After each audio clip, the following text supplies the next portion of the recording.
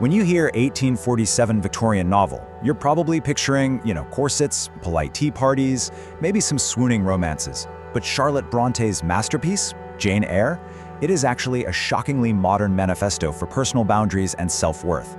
Welcome to this explainer. Today we're diving into how this story's protagonist waged a radical, and I mean absolutely radical, fight for personal equality in a society that gave her zero structural power, and we'll unpack the complex, deeply debated legacy of how she finally achieved it. Now, in an era where novels were pretty much exclusively about beautiful, wealthy women, Jane establishes her unapologetic vibe right out of the gate. The narrative tells us repeatedly and explicitly that she is both poor and plain. By the standards of her time, she is an individual of zero social consequence. But instead of apologizing for this or just accepting a lower status, she spends the entire story proving that her lack of wealth and conventional beauty does not mean she is worth any less. Part 1. An unapologetic heroine. To really get this unyielding spirit, we have to look at the massive, systemic disadvantages stacked against our young protagonist from day one. Jane started life completely unwanted. She was an orphan, shipped off to live with a cruel aunt who absolutely resented her, and then banished to a remarkably harsh charity school. Throughout her entire childhood, adults constantly and directly told her she was beneath everyone else. It's a foundational setup where honestly most characters would either collapse under the emotional abuse or just become deeply, deeply bitter in return. But Jane? She did neither of those things. Even as a kid, she calmly and precisely talked back to the adults humiliating her. She insisted on the basic fact of her own dignity, even with absolutely zero societal or financial power to back it up. She wasn't asking for pity, she demanded basic respect, simply because she existed. Moving into part 2, love on equal terms. So as an adult, Jane takes a job as a governess at Thornfield Hall, and this is where she falls for her wealthy, super moody employer, Mr. Rochester.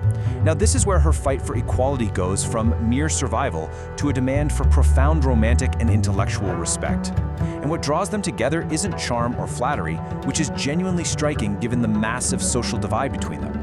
Rather, it's that Rochester is the very first person in Jane's life to treat her as an intellectual equal. He doesn't patronize her, he actually argues with her. And crucially, Jane constantly pushes back against him too. She absolutely refuses to be treated as an inferior just because he happens to have a bigger bank account. Well before any marriage proposal is even on the table, she makes it crystal clear. She expects to be loved on equal terms. For Jane, love without mutual respect and equality just simply isn't worth having. Which brings us to part 3, the addict's dark secret.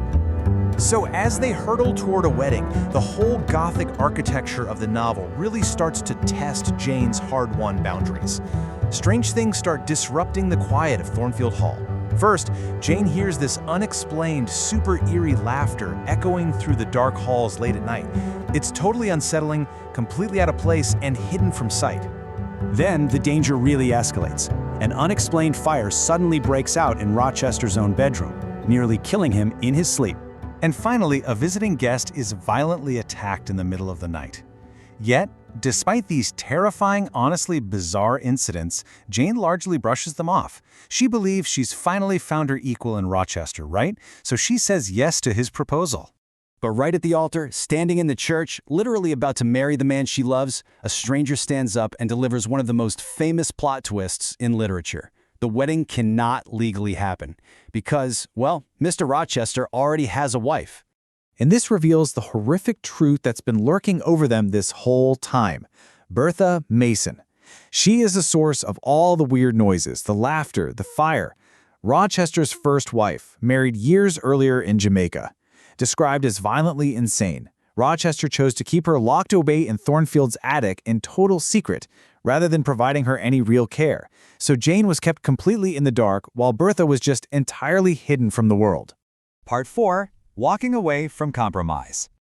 This shattering revelation forces Jane into the ultimate test of her boundaries. Her entire philosophy of self-worth is totally on the line here. Rochester is desperate. He's begging her to abandon the law for love, to stay with him in secret, to go abroad, to just ignore the little technicality of his first marriage. And Jane desperately wants to say yes, but she makes the radical decision to walk away into the night, risking near starvation.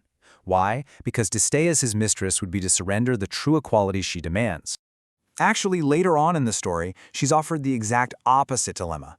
A different man offers her a respectable marriage, clear purpose, and financial security, but explicitly states he does not love her. And she bravely turns that down too. You see, Jane isn't just blindly chasing passion, and she isn't just chasing security. She is holding out specifically for both, passion and equality, entirely on her own terms. Which leads us to part 5, the missing voice. But, as much as we celebrate Jane's insistence on having a voice, we absolutely have to look at the woman who was denied one entirely. Despite being locked in the attic for basically the whole novel, and acting as the primary catalyst for the plot's dramatic turns, Bertha Mason is never allowed to speak for herself. She literally never gets a single real line of dialogue. She eventually escapes, burns the house down, and dies falling from the roof, which, let's be honest, conveniently clears the way for Rochester and Jane to eventually marry with a clear conscience. But over the years, literary criticism hasn't let Bertha stay silent. For a century after 1847, critics mostly just treated her as a convenient Gothic plot device.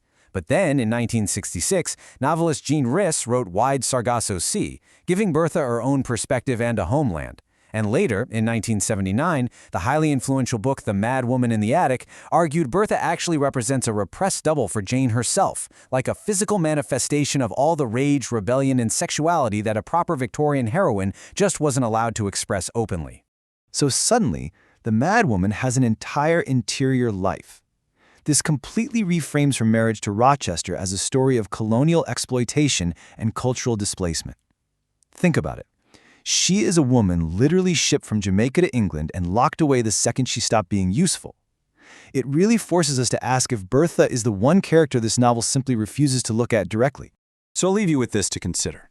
Jane Eyre is arguably one of the first major characters in English fiction to loudly, proudly insist that a woman with no money and no beauty is still owed the exact same dignity as everyone else. But in a story so famous for its heroine's radical demand for self-worth, does Jane finally get what she wants? Does she actually achieve both love and equality? And when looking at The Woman in the Attic, who ultimately pays the price for her happy ending?